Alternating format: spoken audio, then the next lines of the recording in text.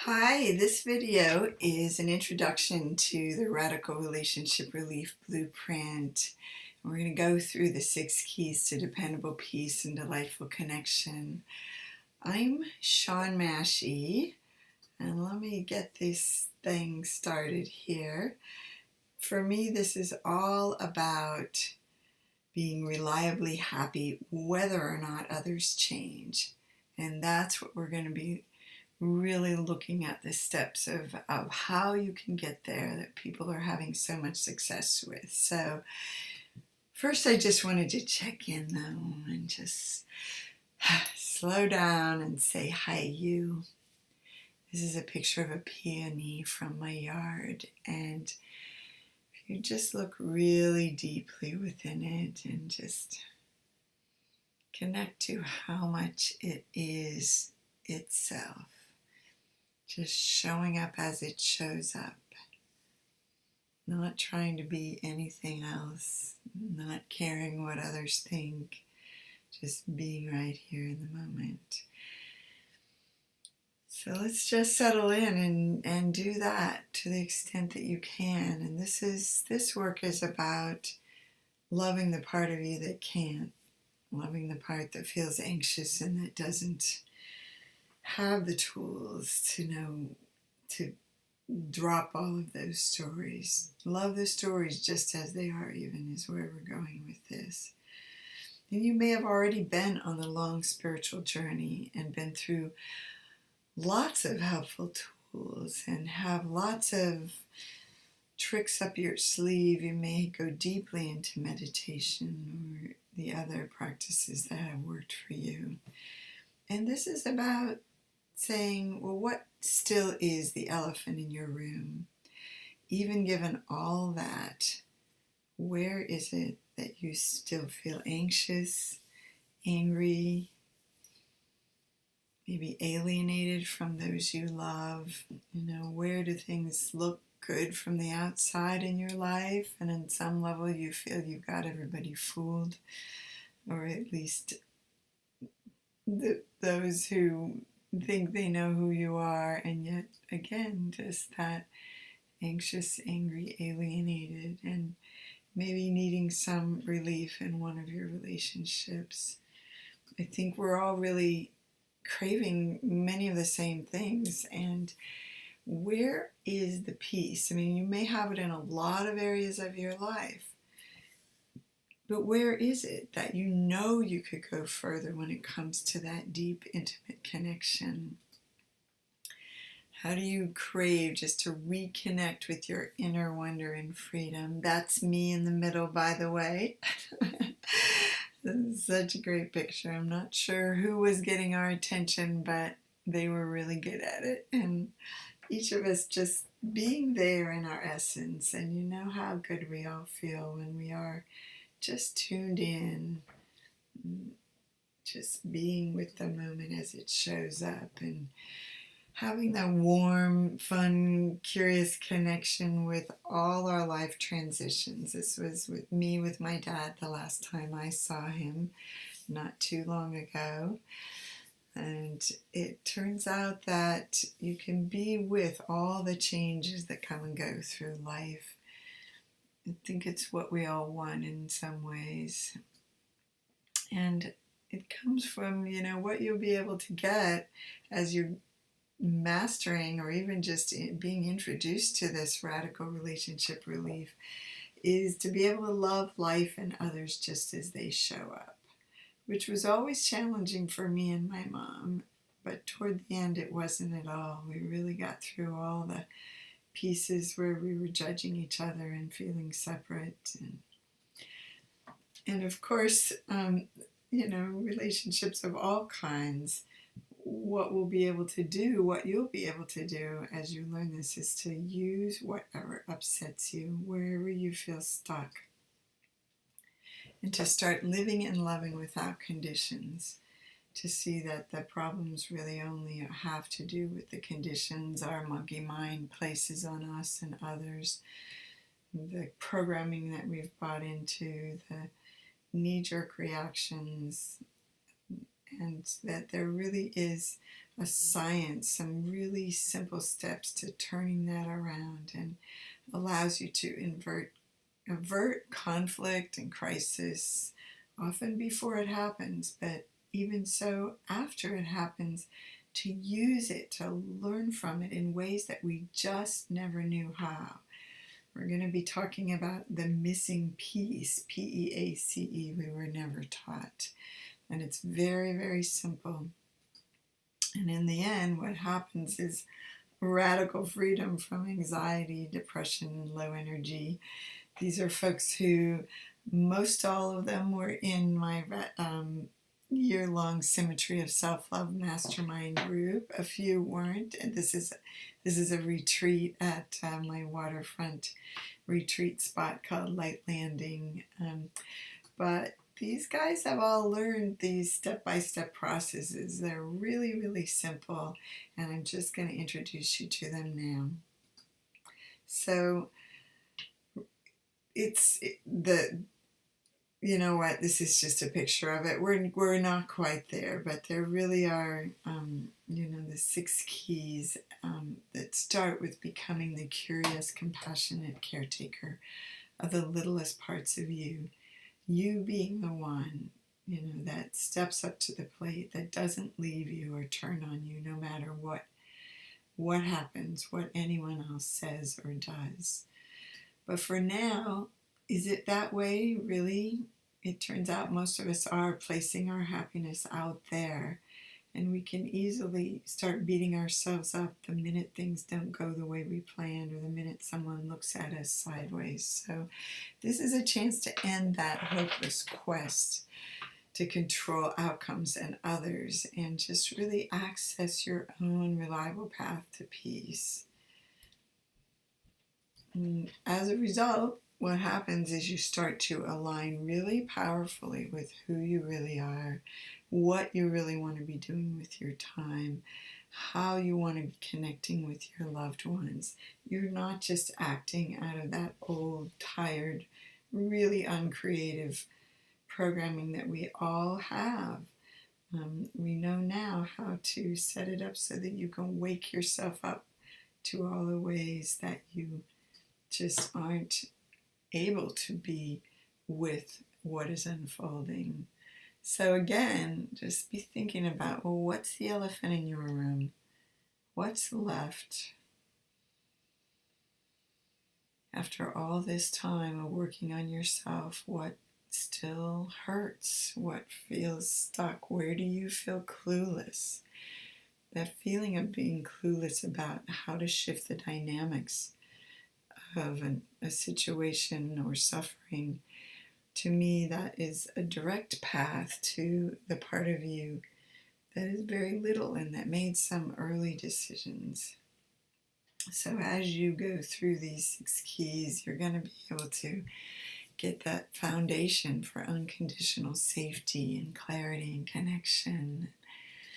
And the people who are doing this are just really feeling safe and supported by life as is. It's what I call unshakable self-solidarity. It's coming home to yourself and finding your own innocence. And it starts with this missing piece that we were never taught. I feel like it's the secret to this radical relief. It's very simple. To me, it's almost like a natural law. It's a principle. It never fails me. It is always there every single time that I use these steps to take a look. And so I wanted to give it a name, this paradigm shift that I went through that allowed me to start knowing what to do and to start using whatever upset me as the key to my path out of it. And I started calling it the reliable symmetry of happiness, just because it was so dependable. And once you know how, that whatever upsets you is really, it's there for you. As one of my great teachers, Byron Katie, would say, it's happening for you. I say happening for you, not to you. And just knowing that, knowing what to do with the things that hurts, with these simple steps changes everything. It feels like you get to live happily ever after. It's kind of a no matter what kind of peace. And you stop resisting reality and find limitless safety within it. One of my favorite quotes from me, because it's what happened to me, and it's why I'm so passionate about sharing it. So, the 6 keys to dependable peace and warm, delicious, delightful connection. Here we go. So the first one, and I'm really sorry about this hoarse voice of mine. Not sure where that came from, but bear with me. The first one is to start to be the curious, compassionate caretaker of the littlest parts of you. So it's like before you're able to know how to do this, what happens is that you fear or avoid or minimize the pain of your intense emotions and the reactions that steal your peace. They drive unwanted behavior, like these knee-jerk, ways that we don't want to be behaving, but we don't know another way. They drive addictions and they sabotage your dreams. And after you're learning what to do with this, you become the self-contained nurturer of the parts of you that hurt. You stay accepting and present to painful or uncomfortable feelings as the key to your peace. And you become the astute, curious observer rather than the blind believer of your stressful thoughts. So this key and the steps, it's about notice. You become the noticing when you are fearful or upset. You're able to suspend your reaction to others in life and consciously turn inward. You start to accept and attend to your own painful and internal state with a reassuring presence and breath without asking it to change. But we go further than just mindfulness. It's about restoring hope and energy by shifting into teachableness. Truly seeing that your old strategies aren't working and opening yourself to using whatever upsets you as your path to peace. And so I have some simple tools that go with each of these 6 keys. One of them is the Beyond Mindfulness app, which really, it's a practice that you can even use every morning, just very simple, tuning into your body. And then you're really ready to use it when you're upset too. And really, you'll find that the way in or the way out always is in. As we let go of needing the outside to change, what I said at the beginning, you get to be reliably happy whether or not others change. And one of the ways to do that is being deeply into a practice of connecting with, how do you even know you're upset? Well, you know it because you feel it in your body. The thinking happens that judges a situation or a person or yourself, and that shoots up emotional chemicals in your body. And those become so habitual that we begin to hate the reactions themselves or fear them. But this is a way to come back home and be with them and let them know they're okay as they are. So we'll go into the theory behind that as we're going more deeply into this program. But in the end, you no longer feel helpless or clueless in the face of your own unwanted feelings. You know how to attend to what's going on inside before reacting, or even after reacting. You're able to catch yourself really quickly and live in the safety of the reliable symmetry of happiness. So once, this is all a process, and you can, given any situation where you're upset, you would come into this circle and notice where you're at. But often, if at the beginning, you need to be able to turn in towards yourself, and it's almost like self-soothing. But how can you do that when you're believing thoughts that are scaring you so much? That's why it doesn't work just to go thinking always, or to just be the observer. That is the first step, to really be the observer of your thinking and your behaviors, and to distance and just let them be as they are.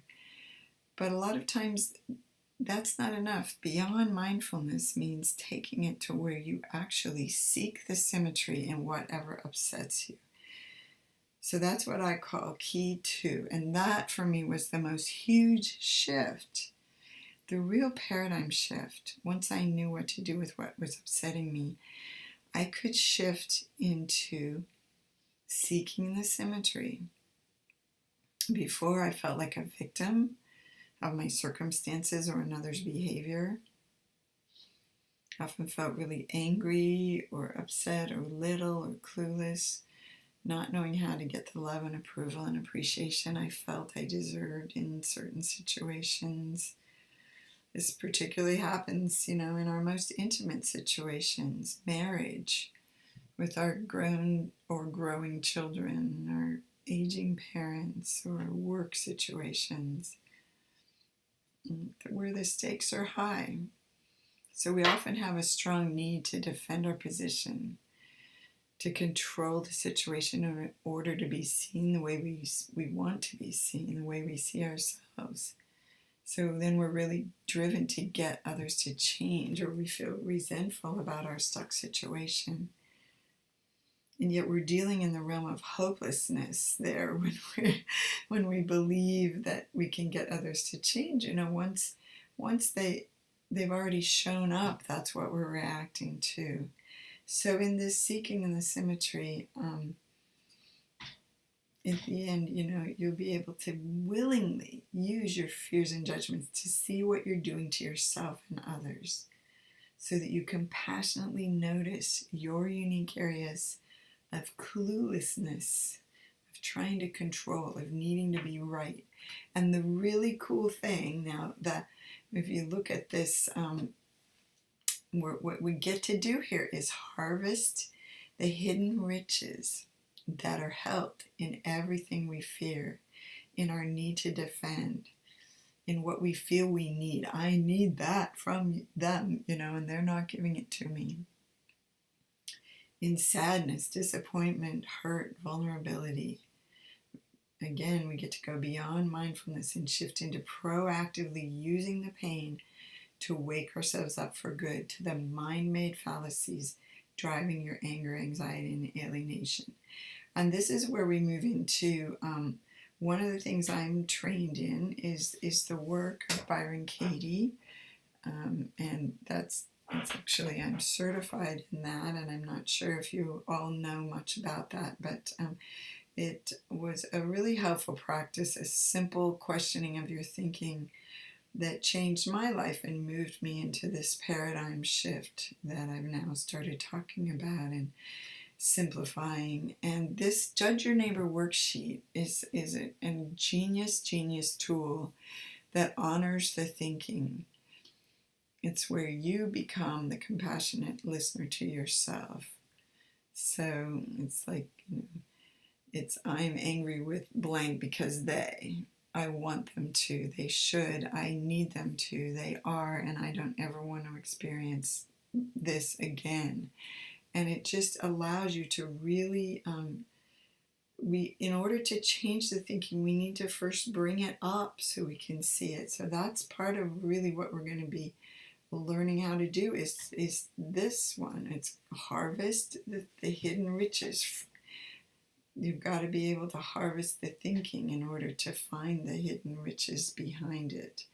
So then once you're able to do that and to become the observer of your thinking and just really put it down clearly enough as simple one-line statements, then you can begin to move into this second part of the work, which we'll be going deeply into also, which is that you get to invert your interpretation of the story and your beliefs behind it. It's where you compassionately find the situation-specific ways that you're creating your own suffering. You get to see exactly that you are doing to yourself and others exactly what you thought was being done to you. And you'll notice on each of these, I've got what I call happiness hacks, which is these simple steps that I've tried to describe the shifts that are going on for me and my clients in such a dependable way.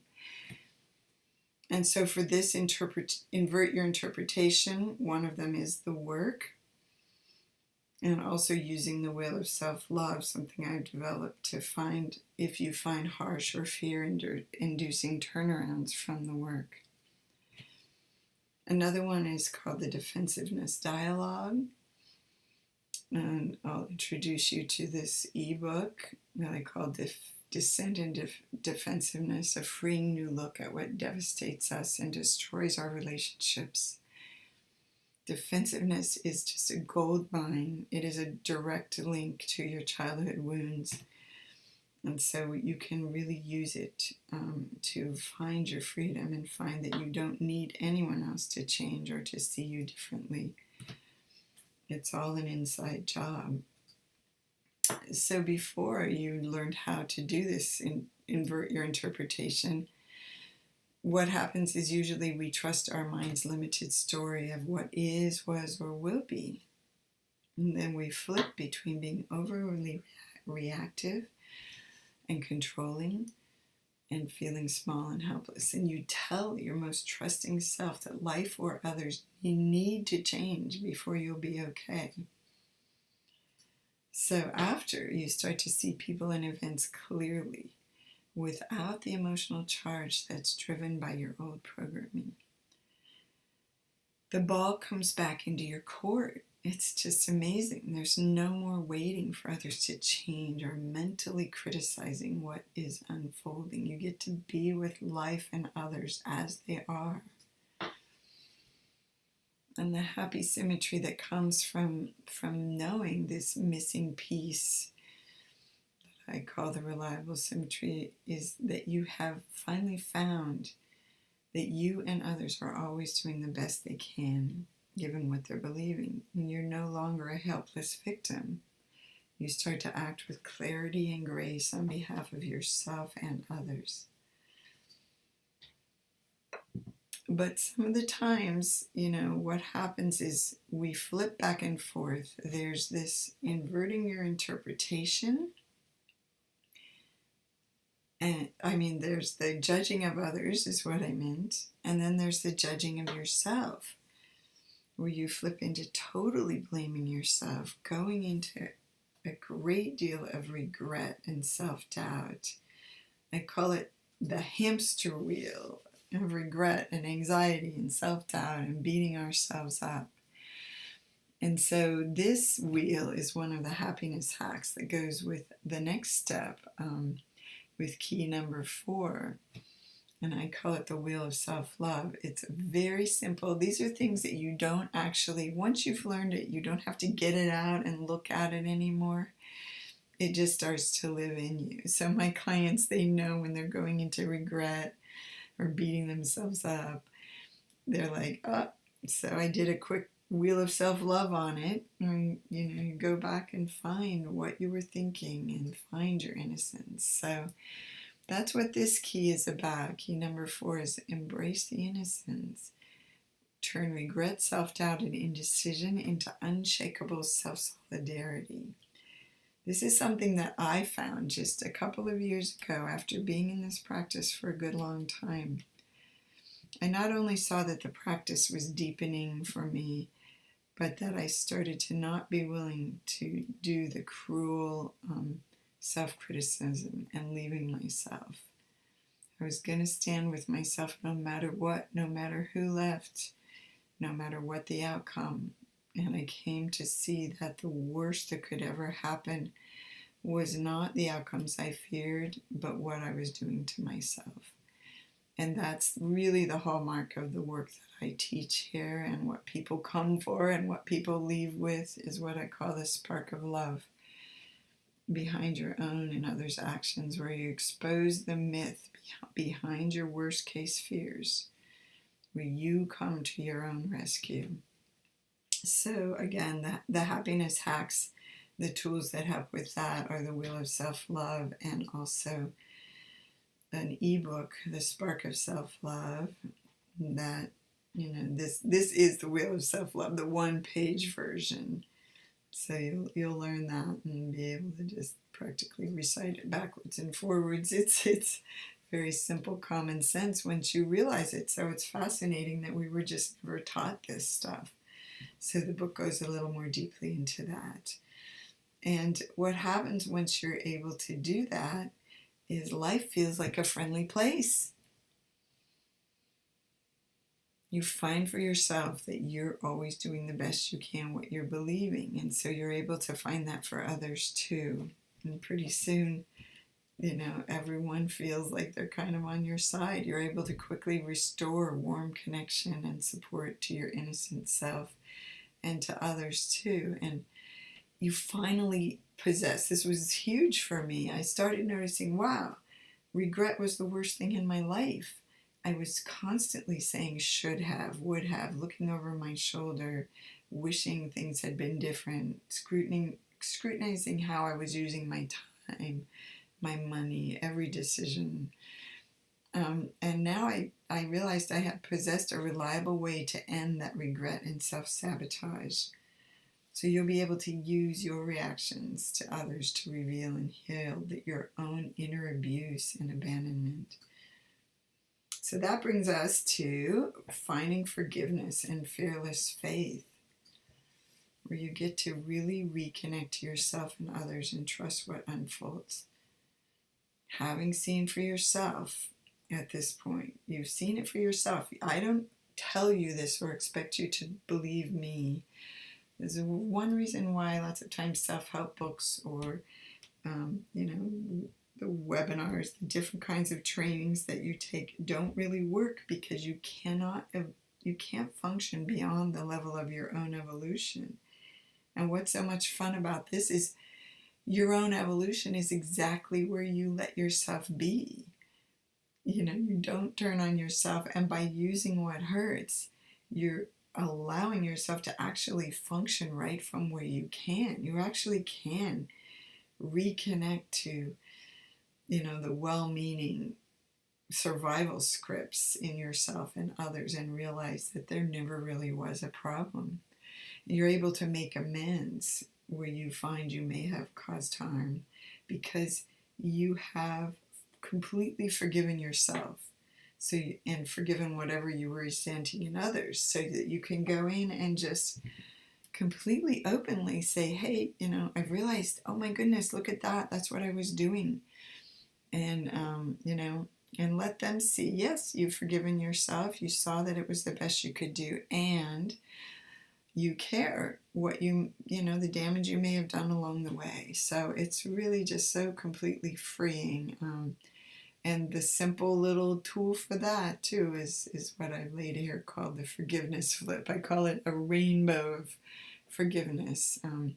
7 steps that reconnect you with yourself and others and lead you to be able to really make amends in a way that just cleans up your side of the street and lets you move on. Before this, you actually believe there's a good and a bad way for you and others to show up that's responsible for your pain. So you end up putting walls and boundaries up to protect yourself and close your heart to yourself and others. And, in a way, others actually really appear as the enemy or the persecutor and the cause of your pain. But afterwards, this kind of resentment and stuckness are replaced with fluidity and openness, and you have more humor and fun and warmth, physical closeness, curiosity, acceptance. You get to be light. That's the main thing I hear from people after the very first session, after the very first group, is I feel so much lighter. You get to be happy, relaxed, and nurturing of yourself and others, and just knowing that you possess this reliable path to whatever is craving to be healed in you. So you begin to know selfless love, gratitude and humbleness, just a willingness to serve, a willingness to be there. And if there's a problem, to look into yourself rather than holding everyone else responsible and separating, dealing in that hopeless arena of needing them to change. So once you do that, then you're up to key 6, just being able to enjoy the unfolding. Having found that a no from life is equal to a yes and often better. Where is it that you had a vision of what you needed from life or another, and you got a really big no? And you're going to be able to find out how that no is really a big yes to you, if it hurts. And if it doesn't, then it's cool anyway. You just go with what is and see that the only problem was just that you had this definition of what you needed. So that it's this free fall into the inherent safety of life as is, where you allow and celebrate the tangible results of your shifts. You actually have to build that muscle of kind of learning how to move forward in joy and oneness with others and life. And then what's cool about it is if you do have a painful reaction that arises, you know that it's your path to ever greater peace. And just to waking you up to the ways that your internal limited programming or your ego monkey mind has placed conditions on you, others, and life. So you start to welcome painful situations. Yes, they still hurt, but you don't stay in them for long at all. And in fact, you see the happiness hack for this particular one is where you're just living. You're just walking your talk. You're just being with life as is. So there's no need for tools and hacks and all of that. You're just being in it. And you also know that when something hurts, you know what to do with it. And one of the happiness hacks I like to use for this, even though I put it back earlier along with the wheel of self-love, because when you come out of beating yourself up, there's often a huge amount of clarity and a flood of creativity. And you start to be able to live into these simple steps to clarity and self-solidarity, or solidarity with self and others. And what happens is you realize when you become able to make the decisions that are best for you, when you feel really good, then you because you're so connected to yourself and what feeds your soul, I mean, who else is going to hold that position if not you? That's your peace. That's the one. If you don't get in touch with that one and move forward standing in your truth, then the whole system breaks down. It doesn't work if you're constantly second guessing others' needs to the point where you don't know what you want, and you also kind of in a way take it away from them, take away their journey and their pain. And so this really is just these wonderful little simple steps that take you through being able to completely reconnect to what's going to be a win-win situation for everyone involved. And before that, when you have these, kind of stuck places, these lose-lose situations, you were in believing you knew how life was supposed to unfold, and you felt really betrayed by others when it didn't unfold just the way you thought. And you replay that programming over and over again so that your reactions over a lifetime really don't change unless you're able to get in there and change the thinking. So once you really have been going down rather quickly through the beliefs that are holding up all the pain, is that you live in joyful openness. What I called, for me, it turned into true faith.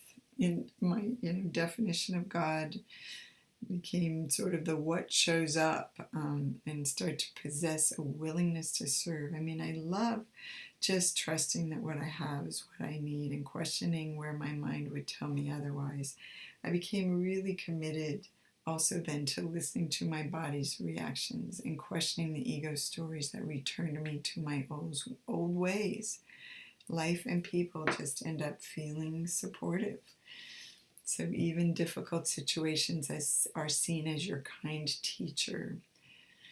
And what happens is you go through these steps, and we laid them out also through this little spreadsheet, which you'll be getting, that has, here's the key, here's the before, here's the happiness hack or the tools that you use, here's the transformation, and here's your personal paradigm shift. You're going to actually use what hurts or upsets you as your path to peace moving forward. You're going to see this symmetry in your reactions to people and events. Find the spark of love behind your own and others' actions. Experience curiosity and openness to the past and future, and nurture unshakable, no matter what, connection to yourself and others. So that's this whole thing, is what I call the Radical Relationship Relief Ultimate Freedom Formula. It's the blueprint of the 6 keys as well as the happiness hacks. And with that, we get to evolve together. So I look forward to working with you. And these are people that actually, started out with all the tensions, all the dysfunction, all the suspiciousness and self-sabotage and seeing others as the enemy, beating ourselves up. And these smiles, this lightness, that's where you get to live most of the time. Everybody who came through that year-long group has come so far and really loving so much. So, all right, so I just wanted to give you an introduction to those 6 keys, and we'll be seeing you soon. Take care. Thanks so much for listening.